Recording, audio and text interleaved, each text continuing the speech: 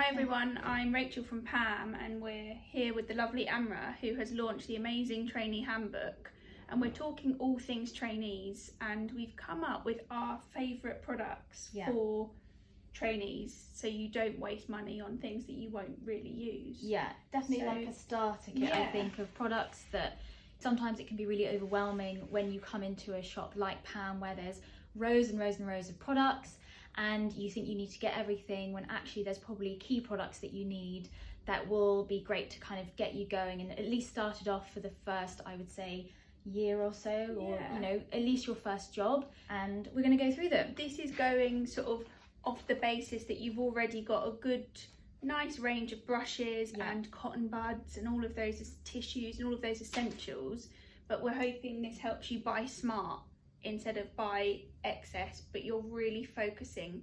And the main tip I'd also give is you want to buy compact, so you don't want to go and buy 10 liquid foundations when you can work from one small compact palette, so you don't do your back in. So first up would be a really great palette of powders, and these come in 2 different colour shades and ranges. These are amazing. Ben and I are really good. They're affordable, their quality is brilliant, the pigments in these are really good, and they're super fine. Next up we've got this is sort of an eye palette and a brow palette. I think some of these colours will be really nice for brows, for eyeshadow, for anything you really need. They're quite neutral, they're quite matte, and I think when you're starting out, especially in film and TV, you want to go with sort of your neutral mattes over your pops of colour and your shimmers. And then if you've got a specific job that requires a specific colour or a palette, then you can go out and get one of those, or the likelihood is that will be provided on the job.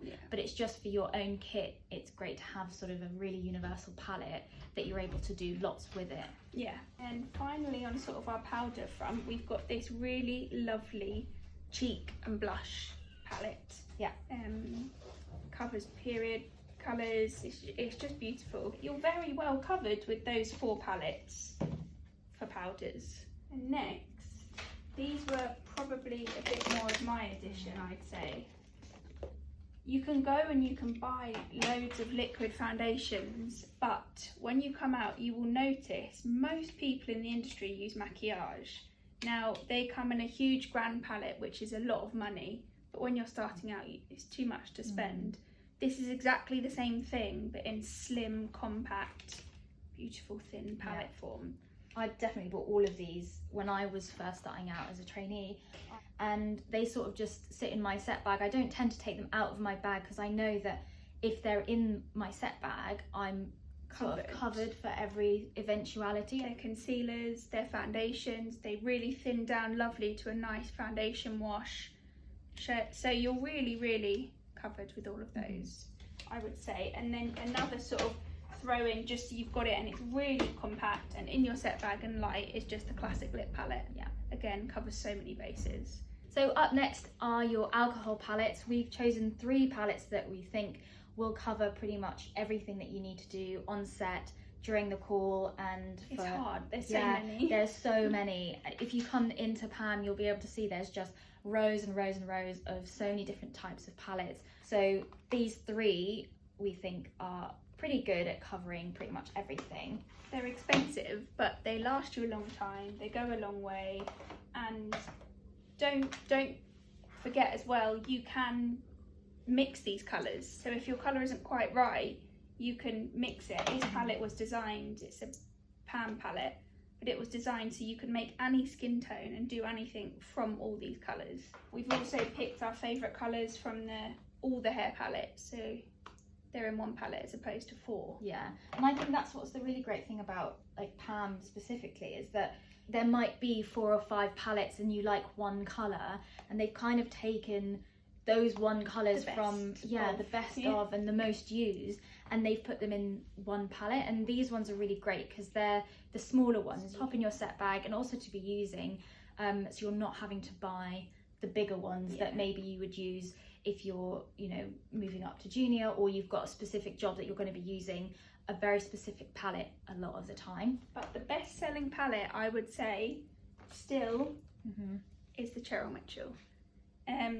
Why is it so good? It just has such good colours for dirtying down, and when you start out, so you start out in crowd, your job will often be, okay, go around and dirty up the hands, the feet, and quickly bash through that while someone's having their wig put on. Yeah. So this palette's amazing. You can use it neat, you can mix it with mixer or moisturiser, you can mix it with your alcohol and thin it down so it works like an illustrator. It's got a lovely capillary colouring, so you can make someone look a bit cold and weathered. Cheryl has made a brilliant palette there. Definitely. And I think that is your first go-to palette. You're going to use it all the time. Next up is mask. This is actually the first thing Kate bought me for my kit when I started out. It is water activated. I just always have it in my set bag for so many eventualities. If I have forgotten my illustrator palettes, it can be used as mascara, brows, painting on over hair. It's super handy, super gentle, and I just feel safer if I've got it in my set bag. So up next is anti-shine. There's loads of different products and ways in which you can control shine on camera. So two of the ways is using a mattifier as well as blotting paper. There's many different ones. I think we all used to use the MAC one, which I think has been discontinued. Especially when you see someone with a MAC one Yeah. on set, you think, oh my gosh, It's like gold where did you get that dust. from? But the David's one's really nice. And then blotters, I always think if you're working on HD cameras, you need to go in with a blotter first. You don't want to go and put loads of, you've obviously got your powder and your powder puff, but you don't want to keep adding makeup. Sometimes you need to remove what's there first. So anti-shine and blotters and powders are an absolute essential on set. And then my absolute favourite product is the small YS Parks tail comb. You're going to pay a bit more for a YS Parks tail comb, but what's lovely about this is it's short, it's quite small, so it'll fit really nicely in your set bag. I also love it because when I'm doing sort of facial hair or laying on, it's just smaller, so you can get in, and it's just beautiful. I absolutely love it.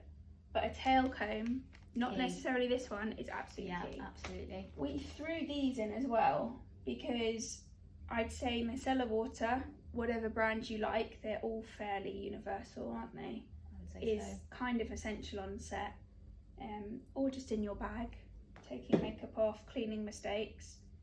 And gel. This is an expensive hand sanitizer, but when you're having a long day and it's a hot set, it smells amazing.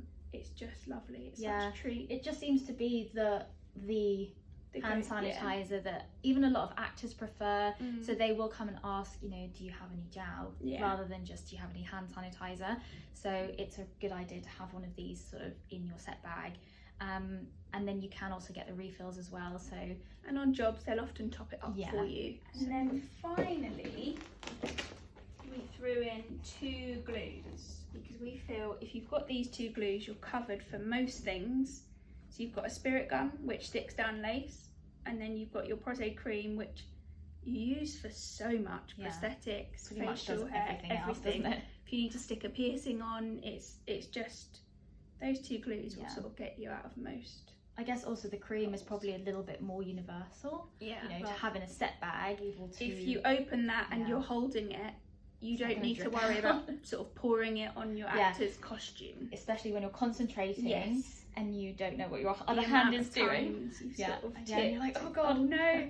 And that's also why these are quite handy. So that, I hope, talks through some of the essential products for your set bag.